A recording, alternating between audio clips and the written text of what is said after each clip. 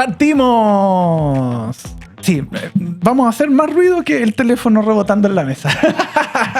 Porque llega la sección preferida por muchos, temida por otros. No, pero siempre con muy buena información, con reporteo de primera fuente.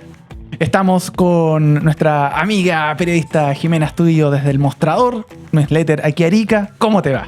No temáis. No temáis. ¿Ya? Porque así diría alguien que profesa la Biblia, ¿no? No tienen por qué temer a aquellos que caminan por el lado correcto de la vida, ¿ya? Claro. No deben temer. Es más, este oficio de reporteo se hace con mucho gusto, ¿ya? No es que abrimos, dijimos, una agenda, a ver, ¿a quién hoy día? ¿No? ¿Cierto? Nos pusimos de acuerdo con la agenda nada. A, B o C. No es teledirigido, acá el bien común nos guía. Así es. Eso es lo que nos debe guiar. Sí, siempre. Bueno, nosotros tenemos 3 temas para hoy, para que se vayan preparando. Actualización del caso Los Gallegos, porque con todo esto de el caso Hermosilla, después la arista Universidad San Sebastián Marcela Cubillos, como que se ha invisibilizado, pero vuelve a la carga con novedades. Vamos a estar hablando de aquello. También Fiscalía, que está viendo un tema con 240 hectáreas desalojadas. Importante aquello, ahora no hubo ningún pero. Y la campaña electoral, por supuesto, que está cada día más sabrosa. Ahí las elecciones 26, 27 de octubre. Se viene, se viene. Partamos por el caso de Los Gallegos, Jimena. Sírvase conectar, Sí. así como dice usted. Al toque de gong. Eso. Oh, es que nos fuimos para atrás, la verdad. Eso es cierto. Pero bueno, partamos con eso. Hace rato que no hablábamos del caso de Los Gallegos y es muy interesante lo que está pasando. A propósito, ninguno de ustedes aquí gana 17 millones de pesos, ni por sueño, ni en la suma anual también de sus ingresos no llegamos a eso, ¿no? Ni el Lordan 23 ganaba 23 millones de pesos. Así que... Vamos aclarando que en realidad no llegamos a eso, ¿ya? Y a mucha honra, dignamente nos ganamos los pesos, pero aunque cueste, no llegamos a esa cifra, ¿ya? No. Y ni aspiramos también a estar en la palestra por ganar esa cifra. Dicho eso, claro, están quedando bueno, las últimas... yo igual si tuviera esa cantidad de plata pagaría un fonoaudiólogo. Sí, digo yo no. Como mínimo, sí. Claro, como mínimo. Bien, dicho eso, lo que vamos a analizar ahora es respecto a lo que ha estado pasando con Los Gallegos. Ha estado un poquito silente el juicio, porque sí, habían estado desfilando policías que el tribunal estimó y la fiscalía también, que debían estar bajo secreto, bajo reserva, entonces la prensa no podía entrar. Bien. Pero, esta semana, a mitad de semana, empiezan en la noche, muy tarde, ¿Sí? los SOS a los teléfonos. Por favor, necesitamos a la prensa. A ver, ¿qué pasó? Venid a mi prensa hacia los tribunales, ¿ya? Y nosotros, como somos muy serviciales los periodistas, vamos ante el llamado y resulta que están pasando cosas. Han pasado cosas importantes estas últimas 3 semanas porque habíamos dicho que en el caso de Los Gallegos hay un abogado, ex policía, ex carabinero, que tiene la mayor cantidad de imputados. Pasó 17, ahora creo que tiene 18, ¿ya? Y son los que tienen muchos delitos en sí, que eran como los cabecillas, pero también sus cabecillas y también sus soldados. Y esos quedaron sospechosamente en manos de un solo abogado que antes estaban repartidos en varios defensores públicos. Bien. Entonces uno podría decir, ¿qué pasó ahí?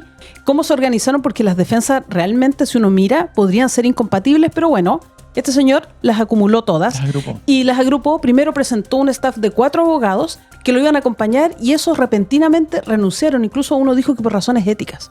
Se apartaron de él y él estableció un acuerdo con la abogada ariqueña Trinidad Parra, que es con quien está trabajando hoy, ¿ya? Y con ella está trabajando, es su abogado, por decirlo, suplente, a la que le delegó el patrocinio poder, que es el permiso que le confiere un imputado para que un abogado lo defienda. Sí. El punto es que aquí se empezó a producir una suerte compleja, porque este señor tiene también la causa del Tren de Aragua, el primer Tren de Aragua que se está ventilando en Iquique, ¿ya? Donde está el famoso Satanás que han hablado también, extorsión, muertes repentinas y todo lo que tuvimos acá lo tuvieron allá, balaceras y todo, y narcotráfico, tráfico de armas también. Entonces, ¿qué pasó? Se inicia este juicio, pero también se inicia la preparación del otro, ¿ya? Los trámites previos que hacen en el juzgado de garantía y se fija como agenda del inicio del juicio en Iquique el día 23 de septiembre. ¿Ya? Entonces, no hay nadie hasta el día de hoy, salvo Dios, para los creyentes, que tenga la ubicuidad, que están en todos los lugares al mismo tiempo, omnipresente. Entonces, a este señor se le empezó, de alguna manera, a horquillar, por decirlo, el embudo se empezó a angostar para él porque iban a coincidir los 2 juicios. Claro. Él estaba en audiencias acá, iba a empezar este juicio y el juicio de Iquique renuncia. 9 días antes de que se inicie ese juicio, y ahí se inicia un proceso en contra de él, porque el Código Procesal Penal dice que si tú renuncias dentro de los 10 días antes de que se inicie el juicio, puedes ser sancionado si no exhibes un motivo, como dicen los abogados, plausible, claro, que sea completamente entendible, que puede ser una enfermedad o algo así. El punto es que se inició un proceso sancionatorio que tenía que conocerse el día lunes 23 de septiembre. Él tenía que presentar un informe. Presentó un informe, sus descargos, y allí lo sancionó el tribunal. Optó porque no consideró plausibles sus motivos y lo sanciona con suspensión en el ejercicio profesional por 45 días. Claro, porque no fue un imprevisto. Él perfectamente podría haberse organizado con otros abogados, qué sé yo. Podría haber delegado el poder, pero pareciera ser que no le quedaba espacio, y con la abogada ariqueña no logró acuerdo para ese juicio. El punto es que ya una semana antes había sido sancionado aquí también. Ay, ¿por qué? ¿Y por qué? Había sido sancionado por 15 días, con 15 días de suspensión, porque en un momento de las audiencias hace 2 semanas, él se ausenta y no le avisa al tribunal.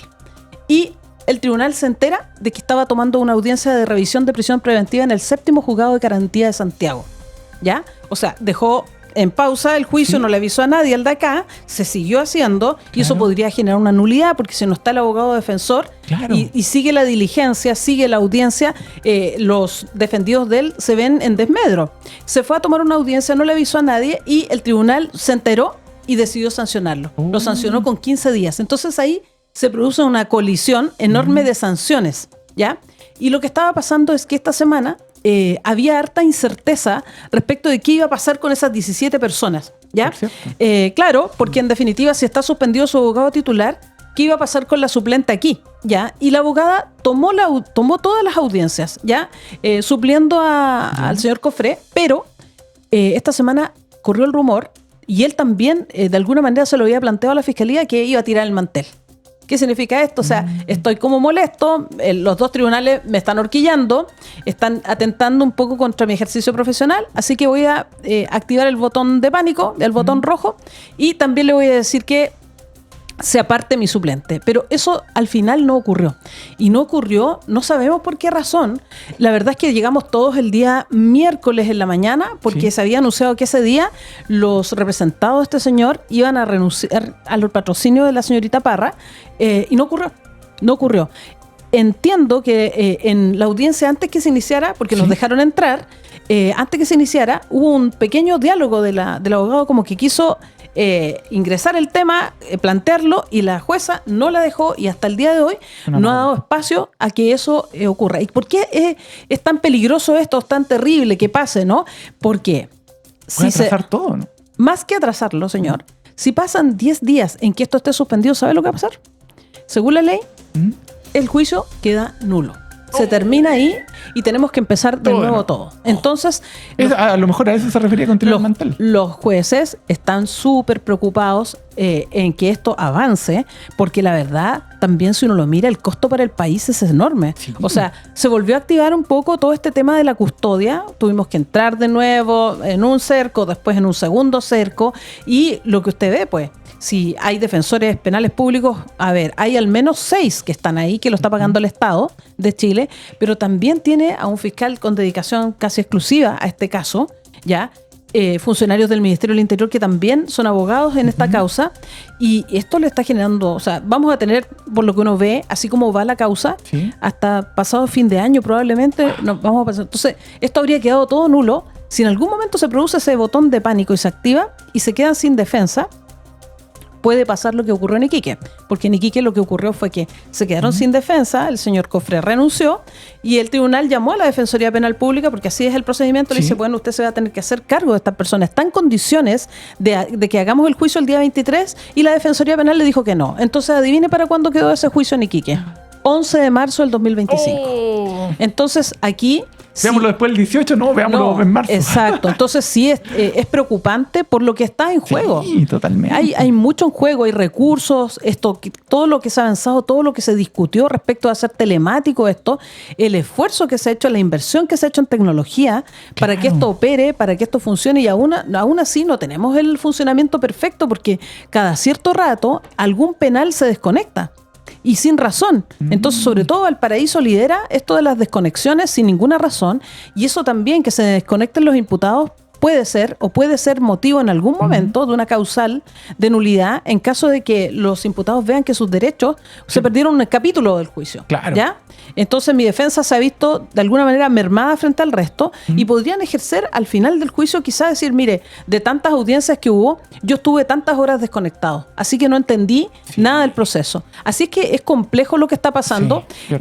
La verdad es que llaman mucho la atención algunas cosas, ¿no? Que en Chile todavía no hemos llegado a la perfección, que no la vamos a llegar nunca, pero ojalá lo más cercano posible, por ejemplo, investigar quién está pagando esas defensas. O sea, seguir la ruta del dinero. Porque estas personas... El secreto bancario. Sí, pero ¿por qué estas personas se declararon, la mayoría, cuando se presentaron cesantes? O sea, porque les preguntaron, cuando tenían que identificarse inicialmente en el juicio, ¿qué hacían antes de ser detenidos? Cesantes, cargadores, Uber, eso eran como los oficios, ¿ya? Entonces, ¿cómo están pagando esto? Claro. ¿Quién está pagando esto? Se decía que el año 2016, 2015 ya un juicio con el señor Cofré costaba una asesoría completa entre 12 a 14 millones de pesos. Entonces, ¿quién está pagando? No, ¿O tremendo. a quién van a salvar? Porque efectivamente ahí están todas las cabecillas, pero también están quienes servían de soldados. Entonces hay un armado ahí que una estructura, una estrategia que no sabemos en definitiva quién la está pagando, dónde está ese dinero, porque lo que se incautó fueron algo así como de 400 millones de pesos, la estimación de la Fiscalía que se hacía, y algo así como que los negocios diarios que tenían eran como de 1 millón de pesos con toda la gente que tenían distribuida. Sí. Y lo importante que ocurrió, además de que ya no se cayó el juicio hasta ahora, pero estamos siempre como en una línea de esa fecha perentoria. La perentoria es que, imagínense que en este fin de semana conversan con el señor Cofré, porque el señor Cofré va a estar suspendido 45 días, ya no son los 15 que le dio este tribunal. Ya ha presentado recursos para revertir eso, pero no hay ningún resultado positivo para él. Entonces, imagínense que los logre convencer. Aunque hoy se sabe que los imputados, esos 18, han manifestado su deseo de seguir con el juicio y que a esto avance, y que tener 2 abogados y no 1. Entonces, por ahora es eso, pero que ahí sí, él, que está en Santiago, los convence, porque la mayoría están en Santiago, los convence y les dice, ¿sabe qué? No, tienen que bajarse. La verdad es que es una situación súper compleja en la que vamos a tener Feble, porque esto va a ser por lo menos inquietante durante estos 45 días en que él esté suspendido. Él no va, suspensión quiere decir que él no puede intervenir en ninguna audiencia y no puede hacer ninguna gestión judicial. Claro. Esa es la suspensión. Va a haber que monitorear para saber si efectivamente sigue el proceso o se anula y borrón y cuenta nueva. O sea, lo que esperaríamos es que ojalá siguiera. Alguien me decía, mira, es que en Iquique se pusieron demasiado estrictos, que los jueces, yo los entiendo, no pueden estar con consideraciones de que si está este señor en Arica, en Iquique, entonces difiero, jugar con los plazos que él de alguna manera impone. O sea, si no estaba disponible, bueno, lo que debió haberse advertido es decirle, señor, usted no está disponible, entonces, bueno, usted no puede tomar las defensas, se acabó. Y claro, y haber tomado una medida anticipada, pero esto que ha ocurrido es porque él, en definitiva, ya ha sido por medios, sin leer mucho, pero ha sido identificado porque uno puede encontrar los patrocinios que tiene. La mayoría de las causas que tiene de narcos de este nivel, las tiene él a nivel nacional. Bueno, a seguir monitoreando y ojalá que no se caiga el juicio. Seguimos avanzando con los temas y este asunto de la Fiscalía que logró desalojar 240 hectáreas. Y ahora sí que no hubo problema. Ahora no hay problema y no le dieron casa a estas personas que estaban allí ocupando ilegalmente y de manera muy fresca y muy suelta desde hace mucho tiempo terrenos que no son de ellos. Mire, hay que destacar, la verdad, el rol de la Fiscalía, pero también me decía el delegado presidencial que él también tenía, como dicen una vez, el entierro en los sitios fiscales, ya que me había olvidado mencionarlo en mi nota en Aquí Arica. Lo voy a mencionar aquí en la radio, haciendo justicia, porque él sí tiene que tramitar algunas notificaciones o algunos decretos para desalojar esos sitios fiscales que también se habían tomado, porque esas 240 hectáreas que se han logrado desalojar, ustedes han visto que cuando ya van a Tacna, eso se ve un poquito más desahogado de lo que estaba, porque ya se habían instalado villorrios con tomas ahí al costado de la carretera. Han ido avanzando sorprendentemente para lo que antes se pensaba. De hecho, esas organizaciones irregulares que se tomaron esos terrenos decían que no los iban a sacar nunca, ¿ya? Que eso ¿cierto? el Estado no lo iba a lograr. Y también sinceremos un poquito, esto ha sido en 2 años gracias a que la Fiscalía se propuso hacer un catastro. Cuando hizo el catastro, hay mucho terreno tomado. Esta no es la toma más grande. No, ¿Ya? esta vez fueron 6 tomas desalojadas. 6 tomas, algunas muy, bueno, las que están, casi todas, la toma del Humedal VIP, que esa era como la que tenían todos como emblema, pero también las que están detrás de Quebrada Encantada. O sea, cuando vamos a Cerro Chuño y alguien que ha ido al vertedero, habían tomas ahí en esos cerros, esas las desalojaron, y ya unas acercándose a la carretera, la Panamericana. Claro. Ya, pero queda trabajo, pues, ¿qué pasa con la que está en Villa Frontera, que es una de las tomas muy grandes, tremendas? Además están en etapas. Entonces, y ahí me tocó trabajando con Inside Crime, que la organización que vino a ver el tema del Tren de Aragua, recorrí ese sector y me llamó mucho la atención que 7 de la tarde estuvimos en el atardecer y empezaron a aparecer solo vehículos 4x4, tenían portones, algunos de muy sofisticada construcción, y vehículos que uno podría decir, alguien me dice, bueno, los vehículos aquí son baratos, siempre está esa excusa, pero eran vehículos 4x4 que no cuestan 2 millones de pesos y que estaban con gente que transitaba por ahí y que en algunos lugares ya no puedes entrar en esa pampa. ¿Ya? Entonces es una tarea que tiene el Estado. Yo creo que de aquí a 2 años eso debería estar desalojado. Me llama mucho la atención porque ayer en particular circuló un video que llama a reflexión respecto de este problema de las tomas. ¿Ya? Sí. Hay una línea que dice que es un derecho, el suelo, la vivienda. Entonces, como yo tengo derecho y soy sujeto de derechos, tengo derecho a tomarme el suelo, cualquiera sea. Hay gente extrema que ha llevado esto. ¿Ya? Bueno, yo quiero quedarme desde el punto de vista de la corrección de que si empezamos a permitir eso, entonces cualquier día uno va a llegar a su casa y un señor, una señora va a echar abajo la chapa y te va a ocupar tu hogar, porque así empiezan a avanzar estos derechos malentendidos. Y una de las cosas que me ha llamado la atención es que el consejero regional David Zapata, cuando se aprobó el plan regulador, ¿qué va a la reelección? Que va a la reelección del Partido Radical, en ese momento cuando da una cuña respecto de ese hito, dice que, bueno, ahora llegó el momento de regularizar las tomas. Así, tal cual. Entonces, yo me pregunto, ¿qué quiso decir con eso? ¿Qué mensaje le estaba dando o a quién le prometió o le dio a entender que el plan regulador era para regularizar las tomas? El plan regulador no es para regularizar las tomas, se amplía la frontera urbana, ya comienza a cambiarse el uso de suelo de ciertos sectores que son habitacionales o tenían unas mezclas extrañas con industriales, ya, y además se permite actividades y otras también se cercenan algunas actividades en algunos sectores que por un diálogo ciudadano que se hace, que en algunos tuvieron o no de acuerdo, al final llega esto al Consejo Municipal y se estima que hay usos de suelos nuevos que se pueden aplicar, así como la frontera urbana que tenemos. Sí. Entonces, ¿dónde está que hay que regularizar las tomas? ¿Dónde está el ítem regularización de tomas? Está bueno para preguntarle, usted. Claro, para que aclare. Mientras tanto, la llave del éxito, ¿cómo compartías tú aquí, Erika, el newsletter del Mostrador? De este foco investigativo que han aplicado para los desalojos ha sido la ley 21.633, que regula los delitos de ocupación ilegal de inmuebles y que fijó nuevas penas y formas comisivas en esta materia. Ahí está también la figura de que la ley prevé la modalidad de flagrancia permanente, o sea, que estén ahí instaladas durante mucho tiempo y que da lo mismo que estén o no estén, o sea, están instalados Lo que pasa es que usted sabe que el tema de la flagrancia es un tema en la delincuencia, ¿no? Antes eran 12 horas, 8 horas, o sea, desde que se cometió el delito no puede pasar una franja de 24 horas porque ya entonces cambia la figura y usted tiene que iniciar una investigación de lato conocimiento, como dicen. En cambio, si usted lo sorprende en el acto y entre las primeras 12 horas va a la comisaría y le dice, no, si ahí están los ladrones, no, mire, yo tengo estas pruebas, y se puede, sin una orden judicial, proceder. Es un procedimiento complejo, pero se puede proceder. Pero aquí cambia la figura. O sea, usted no tiene que esperar, no, si se tomaron recién el predio o mi casa. No, mire, han estado permanentemente ya. Y activan una denuncia y pueden proceder. Sí, ahí la fiscal a cargo ha sido Paulina Brito, justamente que ha llevado a cabo los procedimientos. Exactamente. Y lo otro es que se eliminó esto de que cuando uno se tomaba era solo una multa.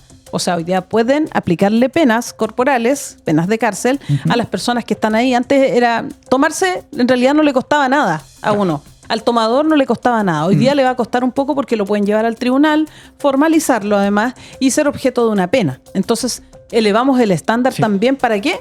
Para de alguna manera ir achicando esto también de que la gente como que con la comisión de delitos y esta impunidad que las personas sienten, la ciudadanía siente, que no pasa nada con el sistema, que al final hay una puerta giratoria, que la gente sale y bueno, me tomé aquí, después estoy allá, nos vamos a encontrar con sorpresas, porque hay gente que tiene esos comités extraños, ¿no? Que tienen tomado, no sé, tomas en Las Lloyas, en Villa Frontera, tienen varias apuestas. Sucursales, tienen casi un holding, diría yo, ya. Entonces tienen filiales de comités, ya se van repitiendo los nombres, así como también le está pasando al Servio, que estos comités de vivienda, ya, que tienen similares formas de funcionamiento, les ha pasado que gente ha ido a denunciar que les están pidiendo plata por los trámites y eso ya está agotado. El trámite está agotado, el subsidio está asignado y hay personas inescrupulosas que le están pidiendo dinero. No, claro, está totalmente fuera de norma y fuera de plazo y fuera de todo. Esperemos que siga y que ahora el proceso que viene con las tomas más grandes no se detenga.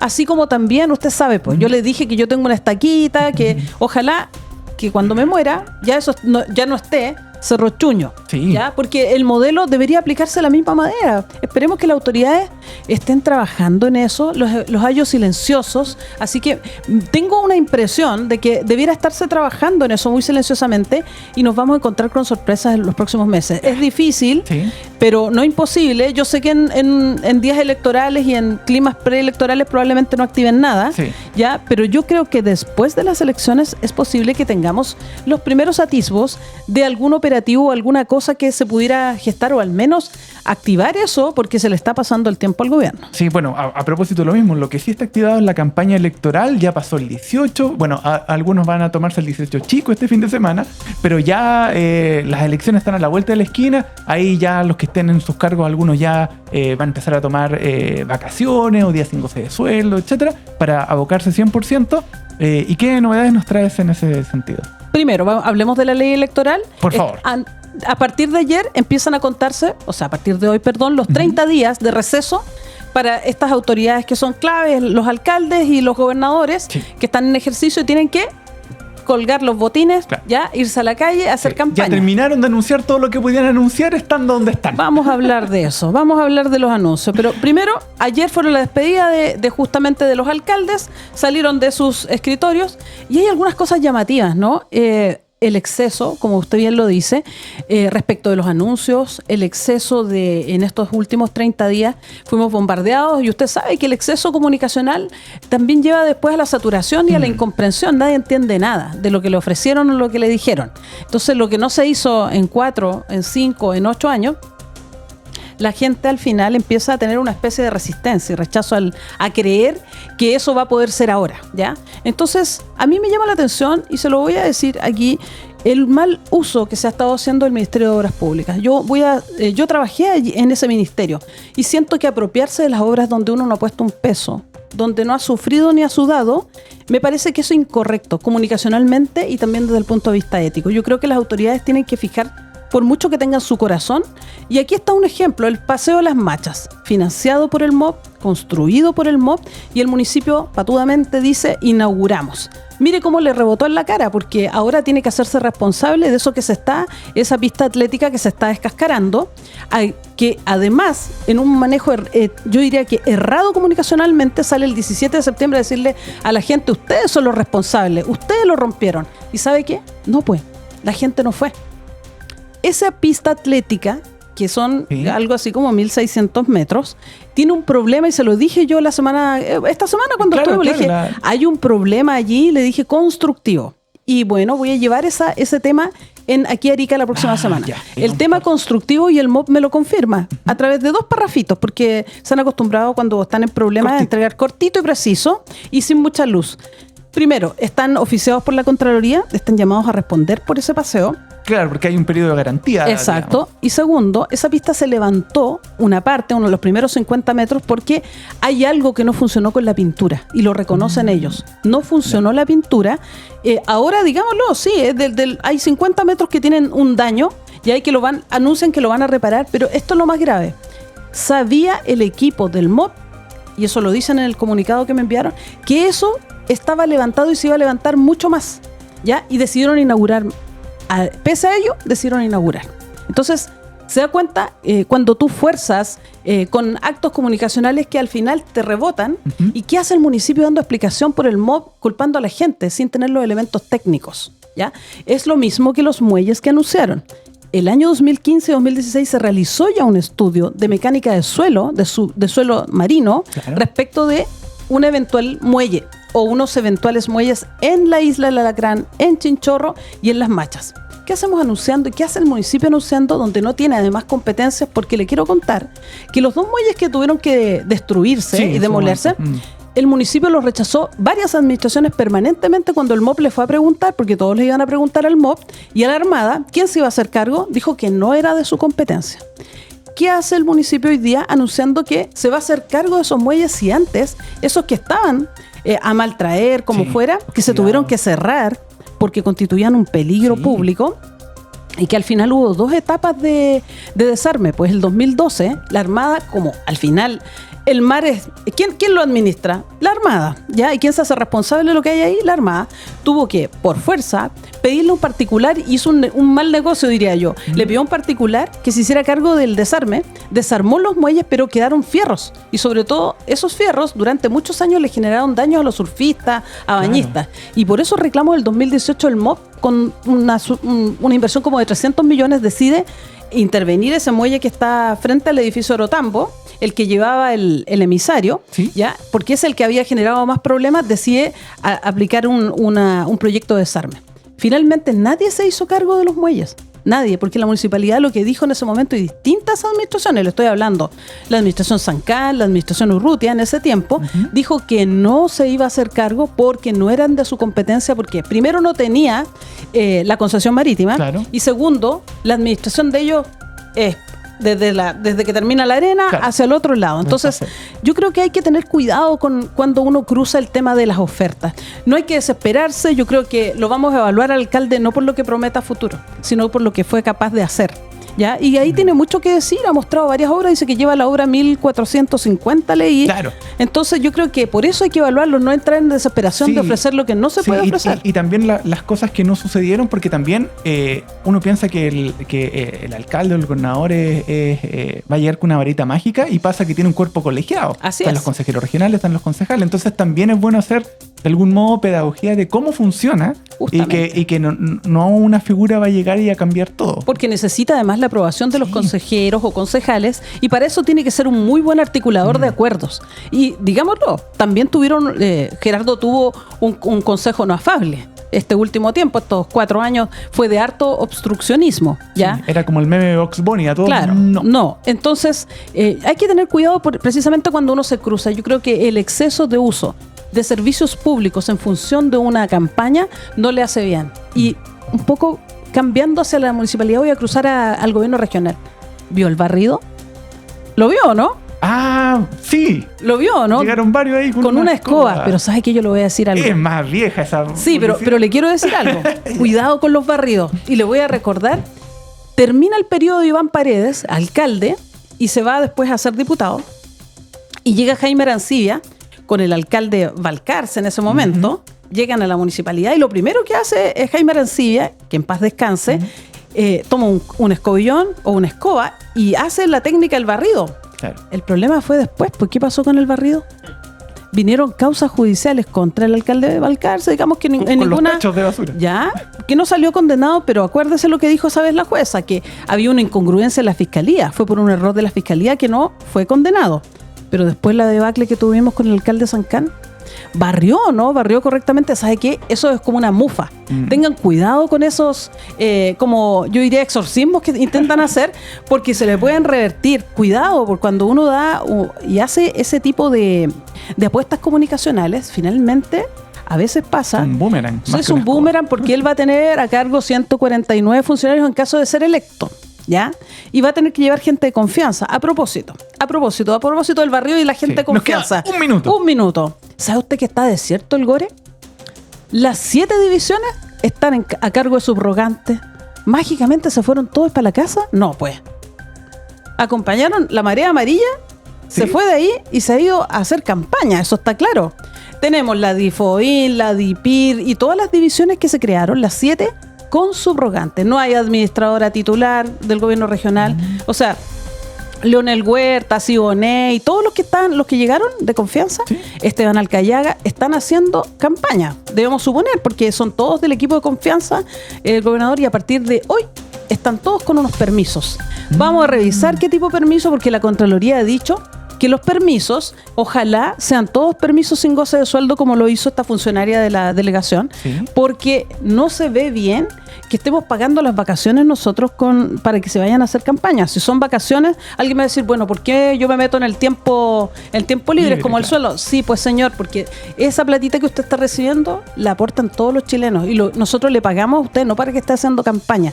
Lo que estamos esperando, bien por su descanso, pero si usted está dejando de hacer, imagínese, 30 días Tiene que seguir sin los funcionando titulares. el Sí, mundo. pues, pero usted sabe lo que pasa en los servicios públicos, pues. En general, el subrogante nunca toma decisiones, porque puede tomar una decisión que le puede incomodar al que vuelve, Claro. y puede ser objeto de una destitución, de un Administra, sumario. controla, pero deja todo para después. Claro, es como cuando dicen, no, es que los carabineros no quieren actuar porque la ley no les acompaña. Aquí tampoco, porque tomar una decisión puede ser su desgracia, pues. Sí. Puede ser que lo manden a Siberia, porque hay lugares oscuros donde mandan al exilio a los funcionarios cuando toman decisiones, o cuando alguna vez, Inconsultas. claro, o inconsultas, o toman decisiones correctas, pero que van Pero no avisadas por el titular. o en contrario de los intereses que pudieran, o pisacallos, pues. Entonces, o le dijo que no a un contratista, a un licitador. Entonces, No, ahí va a haber que estar vigilantes. Nos quedó ahí un par de temitas en el tintero, pero la próxima semana los retomamos. vemos. Por total, las elecciones vienen con tutti. cuidado con las escobas. Yo pensé que era Halloween, que habían llegado, era una previa, pero no, era el barrido. ¿Sabe que los voy a contratar? Vi a algunos chiquillos ahí. Mira, Sí, lo hacen con harta energía. No, la core Lorena Ventura, pero espectacular. Y nos quedaron los hijos de. Oh, se viene. Sí, son 3 al menos. Tenemos Sí, 3 hijas vamos a seguir de. buscando ahí. Sí, Está pero entretenido son ese 3 tema. hijas de. ¿ya? Sí, las Parece dinastías. que las dinastías. De eso íbamos a hablar y nos quedó pendiente, pero no importa, los Sí, vamos a dejar con la duda. Vamos a seguir buscando. Muchas gracias, No, Jimena, gracias a por ustedes. esta compañía, por esta sección que nos invita a conversar, analizar, interpretar y, por supuesto, quedar totalmente informados.